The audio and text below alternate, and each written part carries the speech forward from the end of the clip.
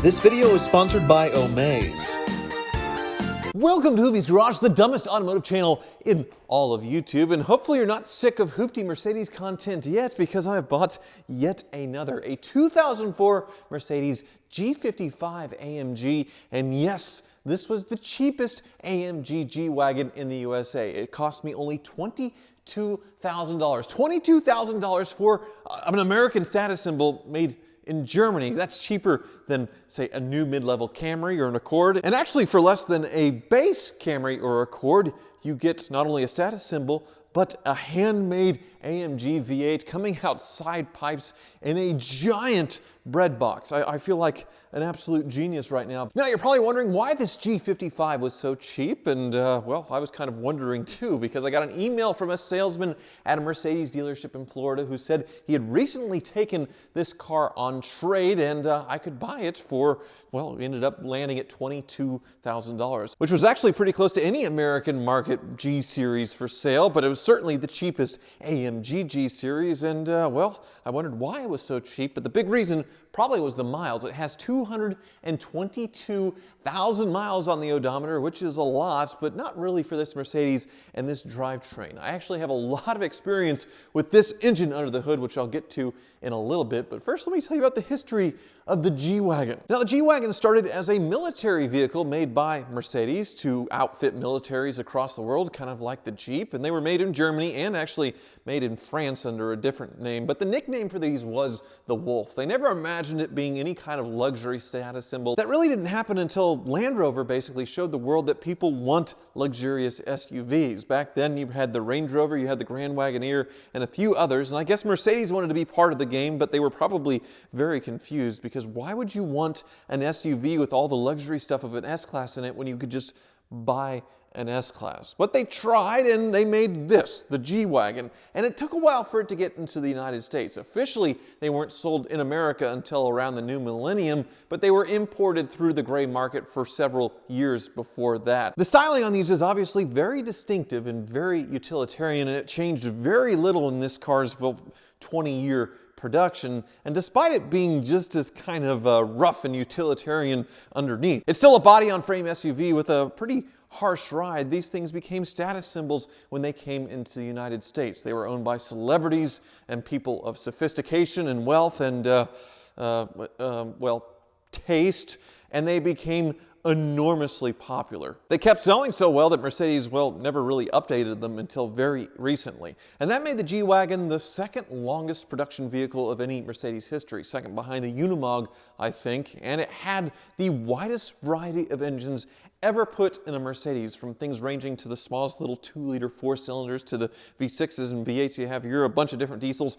all the way up until the hand-built V12 bi-turbo AMG. Just a huge range over a very, very long production span, and they are still very desirable vehicles. The recent update as of 2 years ago is so popular that a G63, the AMG equivalent of this, can set you back up to $200,000, and that's if you can get your hands on one. It's normally a 2-year wait to get these things, or so I'm told. So good luck finding one. You're better off buying one of these used and heavily depreciated, which I did right here. That being said, this G-wagon is still a hoopty in many ways, not just the mileage with 222,000 miles, but also in the way it was built. They took a giant utilitarian bread box and figured out how to put luxury bits on it, and it's very peculiar in a lot of ways, which I shall show you now on a tour of the cheapest G55 in the USA after these messages. Before we start the tour, I'd like to thank Omaze for sponsoring today's video, and they wanted me to tell you about how you can win a 2005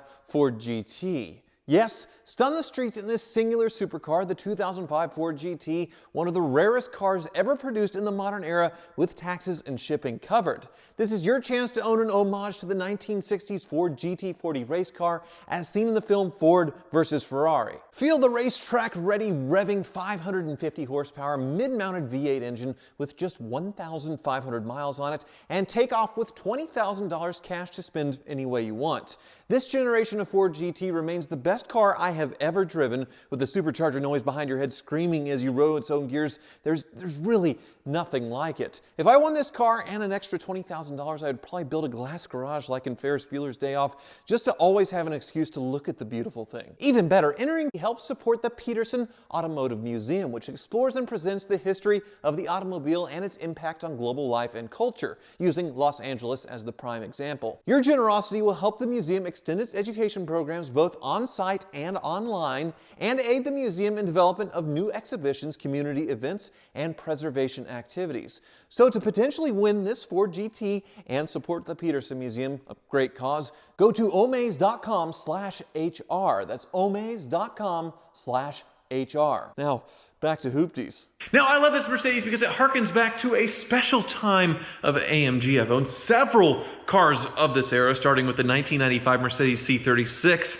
That was the first full production Mercedes, and then later I've owned the G55 and the ML55, which has the same engine as this, the normally aspirated M113.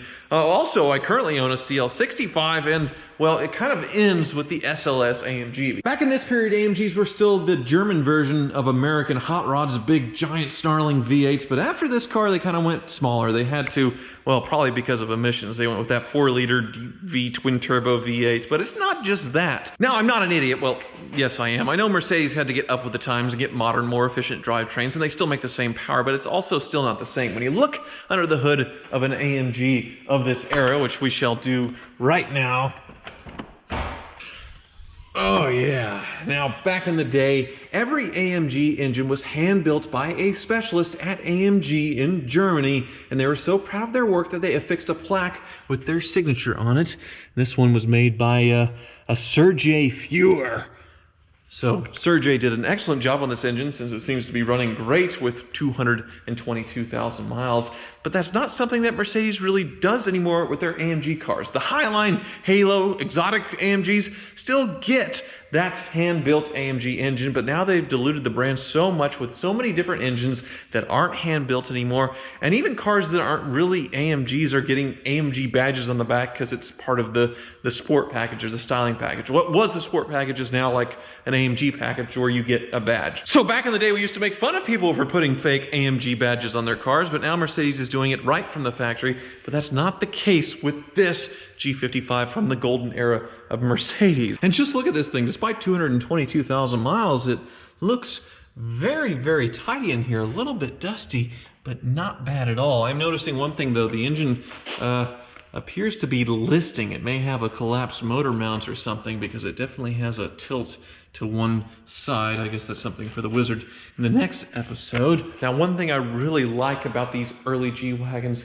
is this grille. This grille guard looks like it belongs on a big ranching F-350 truck out here in Kansas, but they also made them for Mercedes G-Wagons. Except they are very, very fancy chrome and color matched paint.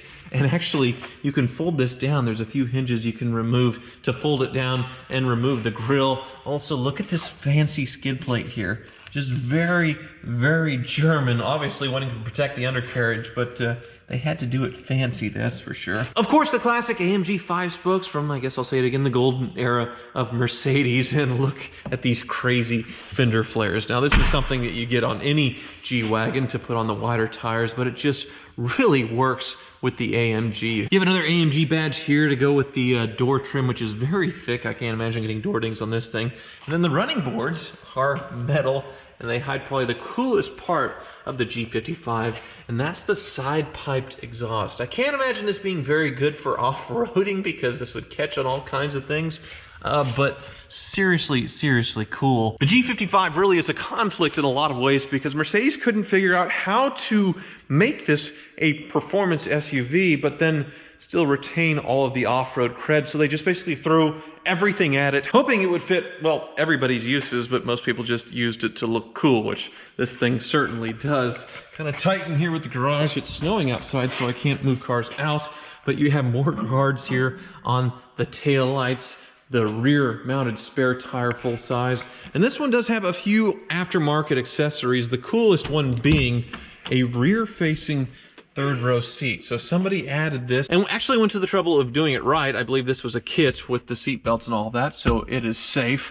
Got a little headliner sag here, but also you can see the rear entertainment in the headrest. Very dark in here with the window tinting. A reverse camera as well, which, well, it isn't working. I wonder why. It's still down there. Also, look at these side marker turn signal protectors here, which is just so silly. And if the bulb were ever to go out, there's nothing really securing it. You just pull really, really hard, and that releases it. That's all there is to it. So yeah, it's pretty goofy on the outside. It's kind of a love it or hate it with these things. I definitely love it, but the weird stuff really gets on the inside as well. Let's go in here. You can see how they kind of had a hard time figuring out how to make this thing luxurious. So in the door panels, they integrated the window switches with the seat adjustment and kind of a weird hump. I imagine this door panel was much thinner in its original form. And then you have the luxurious wooden steering wheel. You have the instrument cluster out of a C-Class. But if you look at this interior overall, if you can ignore this infotainment screen, it doesn't look like a car from this side of the 2000s. It looks like it's something from, well, the late 80s, early 90s, and really, well, that's kind of when this interior design was thought up. Obviously, you have the modern heated seat controls and the infotainment. And more C-Class with the climate control. You have kind of an S-Class looking shifter. There's the shift into low range on the transfer case right there. And while the side pipes kind of give this a little bit less of a off-road cred, there is one thing that the G-Wagon is famous for, and that's its triple lockers. You can lock the front and rear differential and the transfer case to have, well, all the off-road you need as you rip up your undercarriage and your side pipe exhaust off of it. But if I was a betting man, I would guess that has never been used on this G-Wagon in the vast majority of G55s, and so I've never touched it. I've also never touched the sunroof. I'm too scared to see if that works or not. It's a common failure point, along with these window regulators that tend to just fall off when you look at them too hard. But overall, a very solidly constructed piece. And despite having 222,000 miles, it actually drives, well, really well, with one glaring unfortunate exception, which I shall show you right now as we go off into the nasty weather. First, you gotta hear this exhaust.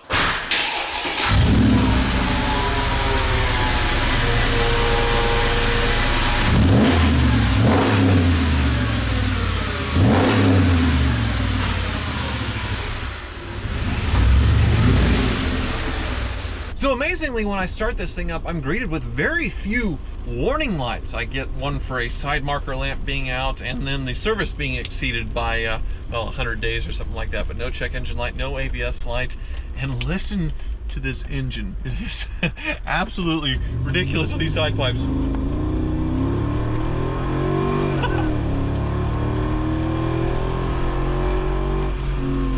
That is some noise. 350 horsepower on this thing, so the acceleration, well, isn't that brisk. It's just all noise. Probably a 7 or 8 second 0 to 60, which by modern standards, a 4-cylinder Hyundai SUV could probably out-accelerate that, but it really doesn't matter. It doesn't have this noise. It sounds like an American hot rod, which is why I love AMGs of this era so much. It certainly has a different noise to it than the CLK55 that I had, or the ML55. It's that side pipe exhaust. It's just an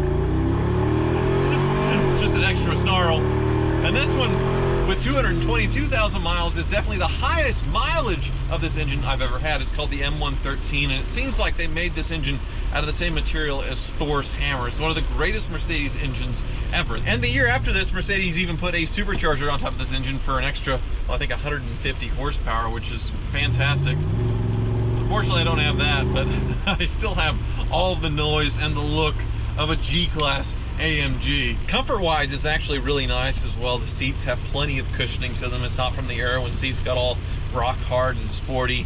But there was one gripe when these came out. This is another instance of them trying to figure out how to make a G-Wagon sporty yet still have off-road cred, and apparently they made the original shocks on these just ridiculously stiff. So this giant bread box could actually take a corner, but then the ride suffered so much that people, well, hated it. Now, I'm pretty sure this one has had the shock swapped out. At 222,000 miles, I would imagine so, and also because the ride in this thing's actually pretty good. What people would do is go back to a G500 shock that was much more comfortable and livable for daily driving, and ditch the AMG stuff, which I imagine is what happened here. Some previous owner clearly modded this thing for extra practicality, and that's what they got. They drove it at 222,000 miles. We're not too far from reaching the moon with these miles. as we enter the highway. Noise.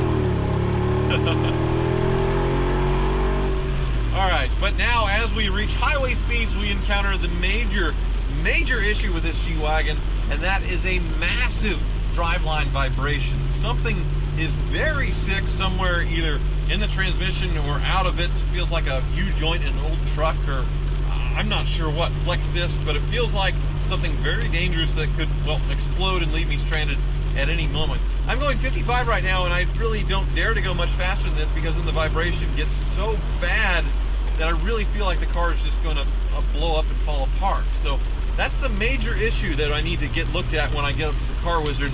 But there's also some other things to think about, like, should I mod this car? The aftermarket is so good on these things that you could buy pretty much everything to make this old G55 look like the final year of this body style. You can even do the portal axles to make it look like a G500 square. By portal axles, I mean it's not just a suspension lift, it's actually the axle drop. The wheel's here, but the axle's still here, and there's a portal that makes it happen. I don't really understand it much myself. It's all very, very expensive, but super cool. You can also nose lift these things to make it look like a way newer G-Wagon. It's a very popular thing to do. There is so much that this G-Wagon is kind of a blank canvas, but also I really do kind of like the way it is. So I'm a little conflicted on what to do, but step one will be taking this thing to the Car Wizard for a very thorough once-over, and then decide from there how much I'm going to spend on repairs before how much I'm going to spend modding this thing, if at all. But one thing's for sure, this is a perfect winter, well, beater, even though it's a very nice vehicle that showed up just in time for winter in October. It snowed. Why is it snowing before Halloween? This is weird. Thank you for watching. Don't forget to enter for your chance to win the Ford GT at omaze.com/HR.